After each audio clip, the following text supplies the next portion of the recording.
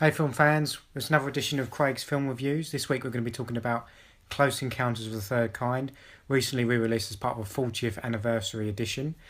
So let's get to it. So, Close Encounters, a bit like Blade Runner, has got a lot of different versions.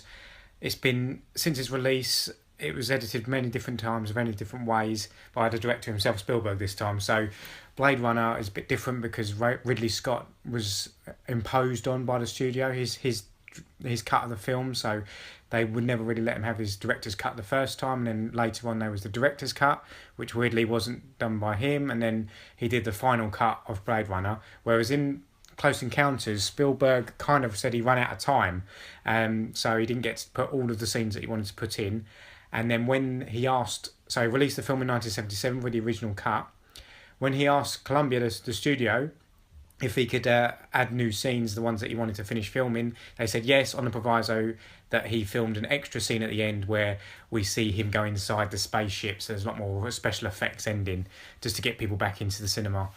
And then finally, that was okay. Then added some extra special effects and a couple of interesting scenes, which we'll get into later. But it wasn't as good as the original one. It kind of took away a bit with the ending was a bit pointless when he goes into it's just a special effects showcase really. So after that he was brought in. He came out in like the late 90s I think or early 2000s. They did the final edition, the ultimate edition, the super duper edition, whatever you want to call it, where he kind of melded the two. He lopped off the over the top special effects ending where we see inside the spaceship. This one ends as the original does with the character of Roy going into the spaceship. So the plot of Close Encounters, either version, it's all the same. That it's all about first contact. Some scientists led by Claude Lacombe, played by legendary French filmmaker Francois Truffaut. He's a scientist who discovers, along with an international team of other scientists and the military, that there's signs of aliens coming to Earth. They go to places like India and Africa where some of their people are being visited by aliens, by UFOs, and there's many UFO sightings across America. And one such UFO sighting in America causes a blackout. And an engineer, everyman, Spielbergian everyman with a wife and kids, is Roy Neary, played by Richard Dreyfuss. He goes out to, along with any other engineers, goes to fix the blackout. As he goes out there, he has a close encounter of the third kind. He sees a UFO. No one believes him. His family think he's gone nuts. The only person that believes him was someone else was there and experienced at the same time. Another woman called Gillian, and she's a single mother played by Melinda Dillon. Her son Barry, who's a young 3-year-old, a little toddler. He's played by Carrie Guffey, and they're the only ones that kind of understand him. But there's a group of people across the country who've all kind of experienced these UFOs, and they keep getting sent these messages in their. They keep getting these messages in their heads of a tower, a monolithic shape. They don't know what it means at first. And it drives them nuts, and especially with Roy, impacts on his family life with his wife Ronnie, played by Terry Garr, and his children, who think he's basically going insane, and he's not sure himself. But he can't let this go, and he keeps trying to find these UFOs. This storyline keeps cutting back between Lacombe and these other scientists who are racing against time to find out where the aliens are going to land. And it turns out they're going to land in Devil's Tower. And it's massive, monolithic, real place in America, this mountain where the ending is that all these characters converge on this point and they experience the first contact where the aliens arrive to Earth and meet humankind.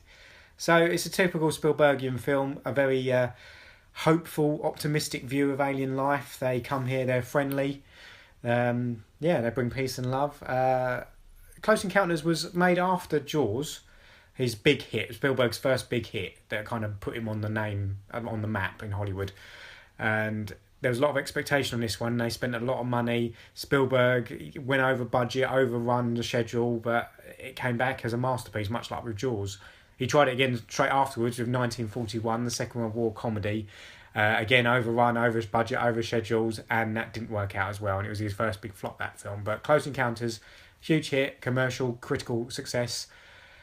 Came out the same year as Star Wars as well, with which was directed by his friend George Lucas. So it was a very different film to Star Wars. Star Wars is obviously a space opera, a big action-packed adventure film, whereas Close Encounters is a more almost spiritual film. Really, it's a more humanistic. It's set on Earth, set in very humdrum scenarios of the scientists in their board meetings discussing what to do about the aliens. Roy at home with his family. It's a typical Spielberg suburban, full of pop culture references all throughout this house. So it's a typical Spielberg setting with the everyman who has extraordinary events happen to him. So that's a typical, like Roy Neary is a typical Spielberg hero. So a lot of the good things about the film. Oh, it's a masterpiece. All I can say about that is a masterpiece. Watching it again, I watched it and went to the cinema. They re-released it for the 40th anniversary.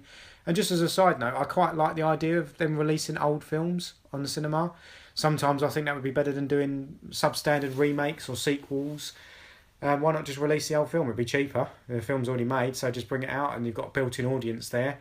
Yeah, I know a lot of people, most audiences want to see new stuff, but I don't know, I quite love going to see an old film I've never seen on a big screen before, and Close Encounters is a film that needs to be seen on the big screen. It's a massive, epic film.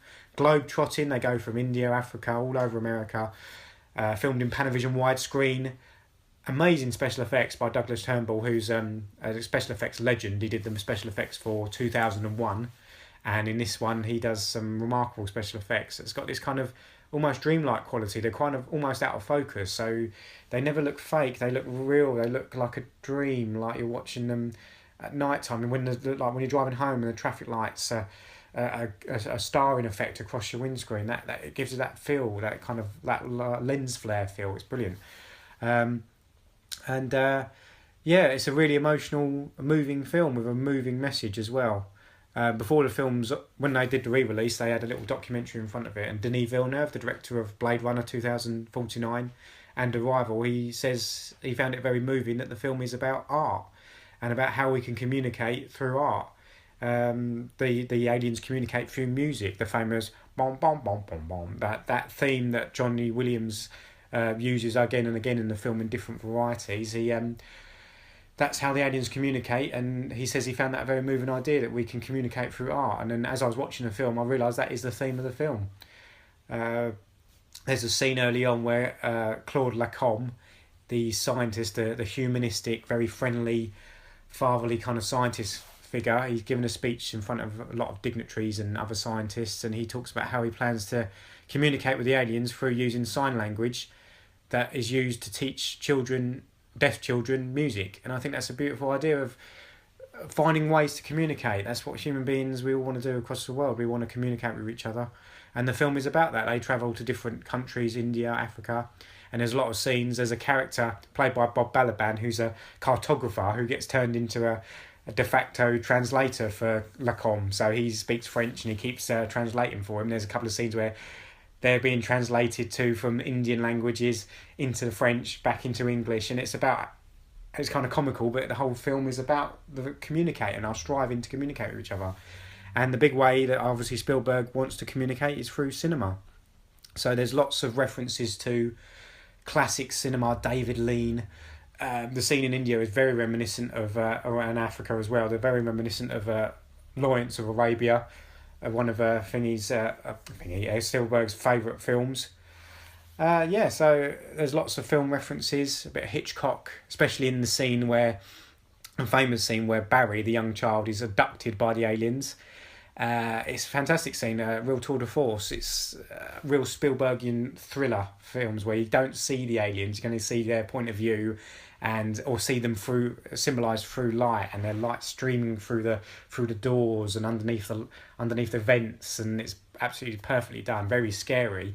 Where the mother's trying to stop him from going, and then there's almost comic where the little boy is desperate to join him, like little kids do. They don't feel the danger. He doesn't feel like he wants to join the aliens. There's that classic scene where he sees the aliens and he shouts "toys" because it's fun. It's fun, and that ambivalence in that scene kind of carries on for the whole movie. The theme of the film is the message of the film is quite ambivalent. I think the theme is, yes, movies can set us free. movies can help us communicate and share emotions with each other. Some people have likened the theme of the film where they're getting implanted images of going to a certain place is like being called to the advertising for a film. Everyone joining to watch a film together and experiencing the same emotions. But the downside of that is you lose human contact. And I think Spielberg is one of his most ambivalent films. He's often criticised him for being a very black and white, simplistic filmmaker, but Close Encounters is quite an ambiguous, ambivalent message. It has this almost orgiastic, this almost heavenly, spiritual feeling of exaltation as the aliens take us up and we meet them, and where there's so much hope for the future and peace and love and all that stuff. And the ending of the film, Roy Neary abandons his family. He leaves his family to go up and be raised up into the stars with the aliens. And initially the film plays it as triumphant. He's been freed from human responsibility and gets to go on this amazing adventure, but he's left his family. As Richard Dreyfuss says in an interview, he leaves his family forever. That's quite a dark ending in some ways as well. Spielberg has said in interviews recently that if he made it now, he would never have done it. At the time, he wasn't married and didn't have children, so he never wanted to. He loved the idea of being taken away from Earth and get to this amazing adventure with aliens, but he sees now that that's kind of a dark thing, that he would leave his family behind. And he said, I would never leave my children behind now, and if I wrote this film now and directed the film now, I'd never have Roy Neary leaving the planet. He'd stay with his family, but at the time, that's how he felt. And it does got this, that theme's always there. That there's quite a lot of, especially in the special edition scenes, where you see more of the family breakdown, and the scenes where Terry Garr, the actress who plays Ronnie, his wife, looks up at the stars and realises that she's lost him to the stars. And there's a great scene at the beginning when she's trying to have a romantic night with him and tries to kiss him, but his eyes are on the stars. He's looking. She's lost him to outer space, almost, to the aliens. So that's why the film's so interesting, so emotionally interesting. It's quite an ambiguous idea that, yes, filmmaking and art can be a beautiful thing that can communicate, bring people together and help us communicate with each other. But we could lose ourselves. It's not real. We could lose ourselves lose human relationships and family life and things that do matter as well. But it makes it sound like it's quite a dark film, but it's so joyous. Such a hopeful film about the future. Close Encounters is interesting because it's a very famous film, very well-regarded film, but it's not as regarded as some of other Spielberg's films at the same time. So Jaws, Raiders of the Lost Ark, E.T. especially, they've kind of been remembered much more fondly than Close Encounters, but Spielberg himself feels like it's one of his greatest films, and I have to agree. It's one, like I've said before, it's one of his most ambiguous, complicated films emotionally in terms of storytelling.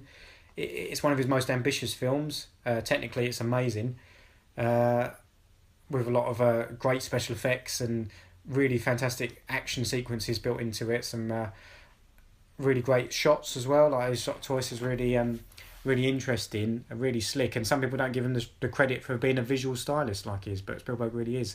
He gets some great performances. Richard Dreyfuss has never been better as the Spielberg everyman, and you see like he plays it perfectly.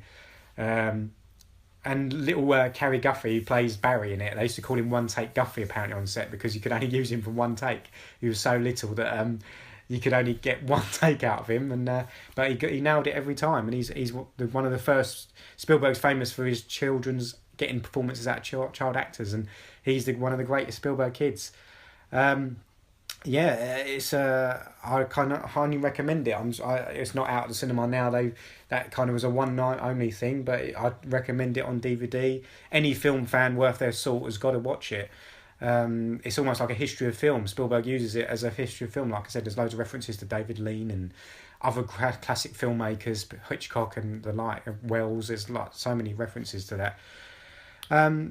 It's interesting. Kim Newman, the film critic, put on Twitter recently that he thinks it's interesting that a lot of these cult films that came out and were flops, like Blade Runner, like The Thing, have got all these sequels decades later, but these big hit films like Close Encounters of E.T. have never had a sequel.